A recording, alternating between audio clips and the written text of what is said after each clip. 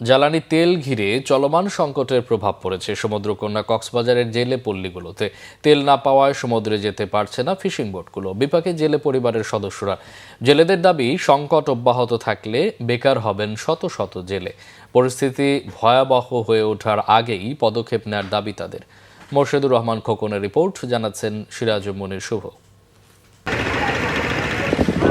কক্সবাজার শহরের বাঁকখালী নদীর তীর। বছরের এই সময়ে কর্মচঞ্চল থাকার কথা এলাকাটির, কিন্তু বাস্তবতা একেবারে ভিন্ন। তীরে বাঁধা সারি সারি মাছ ধরার ট্রলার। শুধু এই ঘাটই না, একই পরিস্থিতি কক্সবাজারের বেশিরভাগ ঘাটে। জেলেরা বলছেন, তেল সংকটের সাগরে যেতে না পারায় ঘাটে এই পরিস্থিতি। জানান, আকার ভেদে এক একটি ট্রলারের 2 থেকে 3 হাজার লিটার তেল লাগে, কিন্তু তা জোগাড় করতে পারছেন না তারা।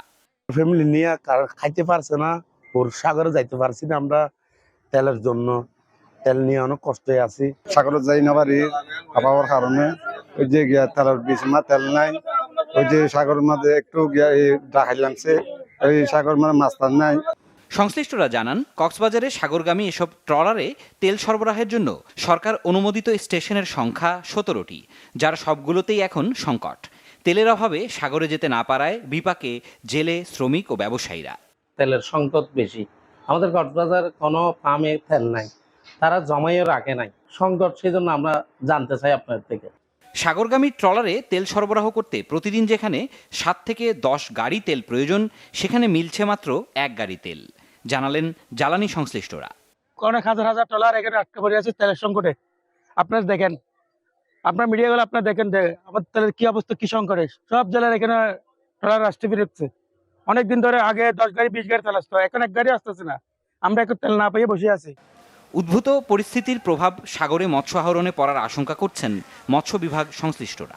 যেহেতু সারা বিশ্বেই সংকট বিরাজমান, তার একটা হয়তো প্রভাব আমাদের এখানেও আমরা দেখছি। তো আমরা আশা করছি যে সমস্ত ট্রলারগুলোর লাইসেন্স রয়েছে, তাদের বিষয়টা আমরা নির্বিঘ্ন করার চেষ্টা করব। এমনকি বার্জ মালিকদের সাথে আমরা এই বিষয়ে কথা বলতে পারি। সরকারি নীতি নির্ধারকদের চোখের আড়ালে থাকায় জেলেদের এই দুর্ভোগের দিকে কেউ ভ্রুক্ষেপ না করায় হতাশ মাছ ধরার সাথে জড়িতরা। সিরাজুল মনির শুভ, বাংলা ভিশন, নিউজ ডেস্ক।